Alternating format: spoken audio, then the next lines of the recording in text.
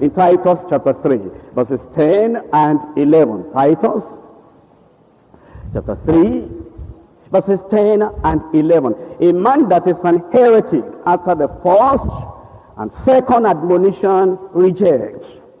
A man that is an heretic, if a person comes to you and is telling you something and you say, my brother, you know, I'm a young person. I'm not as intelligent as you are. Have you gone to our leaders? Yes, I went to coordinator and I wasn't satisfied.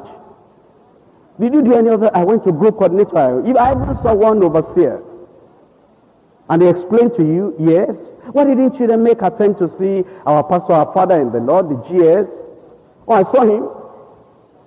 And did you discuss these points? I'm telling you, you know me. I spoke to that man. What did he say? He tried to explain. He quoted Bible. And what was your response? Oh, I wasn't satisfied.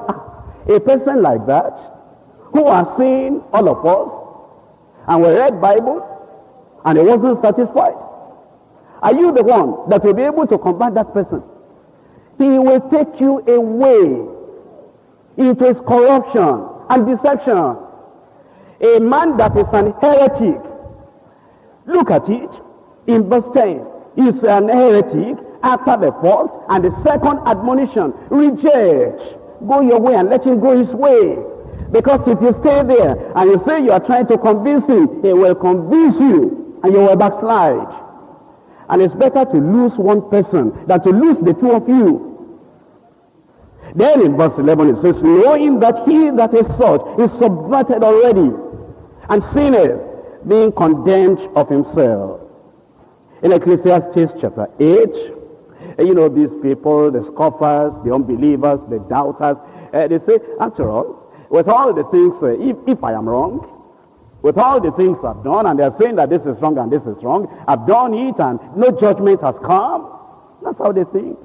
In Ecclesiastes chapter 8, reading from verse 11, because sentence against an evil work is not executed speedily. Therefore the heart of the sons of men is fully set in them to do evil.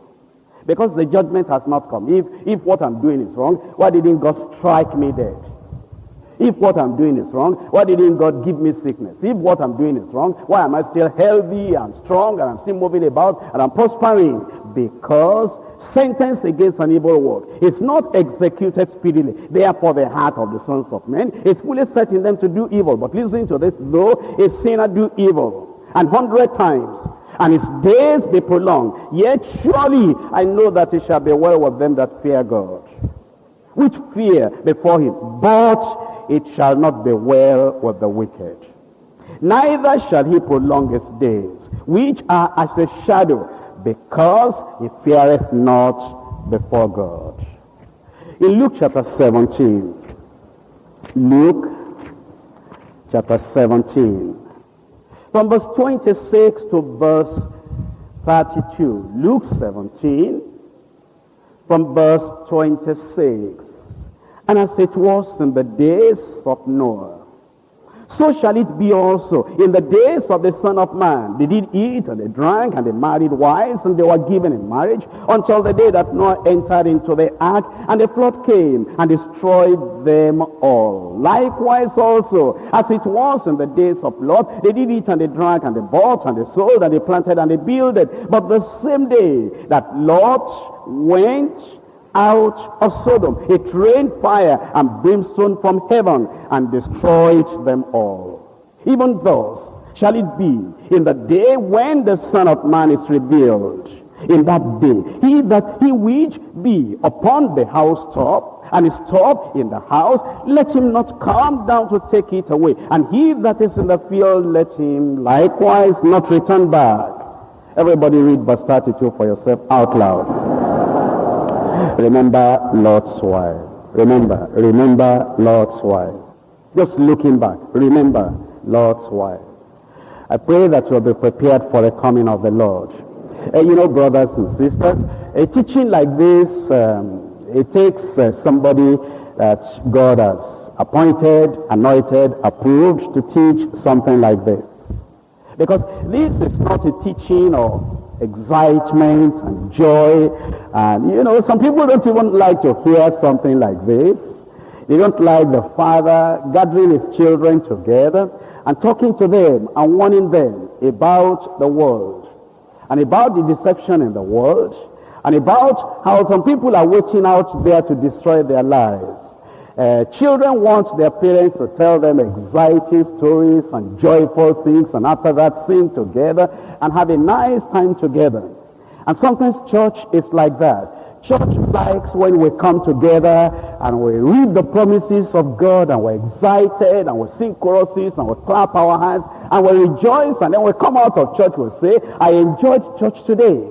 It was wonderful. In fact, the pastor was so loving and so kind and prayed for everybody. I like every service and every sermon and every Bible study to be like that. We're just happy, and we forgot that, there was any problem before. We forgot anybody that left, anybody that stayed. We just were excited.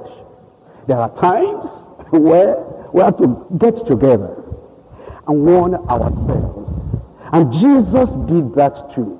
In Matthew chapter 24, it wasn't an exciting meeting, a joyful meeting. It wasn't jubilation and celebration. He was warning them, be careful. False prophets will come. False Christ will come. There will be war. There will be rumors of wars. And there will be deception everywhere. There will even be false miracles. And there will be great signs and wonders that if it were possible, they will deceive the very elect. And there will be a great tribulation. And after the great tribulation of those days, then the Son of Man shall come in the clouds. And the sun shall be turned into blood, and the moon also shall be darkened, and all the elements of the sky, everything will be falling down. And if the days were not shortened, nobody shall be saved. When Jesus was saying that, it wasn't a chorus singing, excitement, jubilation, celebration. It's the kind of meeting we are today.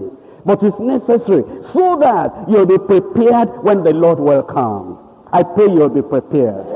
What joy it will be. What joy it will be for all of us that have listened to this message today. And because of this message, when the scoffers come, when the doubters come, when the unbelievers come, when the apostates come, when the false prophets come, when the false teachers come, when the unbelievers come, when the people that are doubting the certainty of the coming of the Lord, when they come to you, you will recognize and you will reject. You'll say, please hold it. Don't say that to me. I'm on my way to heaven. I've made up my mind. Nobody will turn me back. So that when the Lord will come, I will be ready. I know if there is only one person that is going to be ready, I've made up my mind. Let everybody go back if they want, but my eyes are focused on Canaan. Everybody, anybody, they may go back to Egypt, but like Caleb, like Joshua, I'm making up my mind. That land of promise, I will reach there. That land of promise, I will reach there. Are you making up your mind today that no matter the mixed multitude, no matter the 10 spies, no matter all the other Israelites, they may go back and they may say they are not going to the promised land anymore, but you make up your mind, as for me and my house, I will serve the Lord. That land of promise, I will be there. That land of promise, I will be there. That land of promise, I will be there. I will not allow any deceiver. I will not allow any scoffer. I will not allow any backslider. I will not allow anybody to deceive me. Many people may go back. Many people may go back. Many people may go back. I'm making up my mind. Even as they are going back, I am standing. I am staying. I'm going to stay with the Lord until the end of time. Until the Lord will come. Until the Lord will come and take his people home. And I'm making up my mind, I'll be one of them.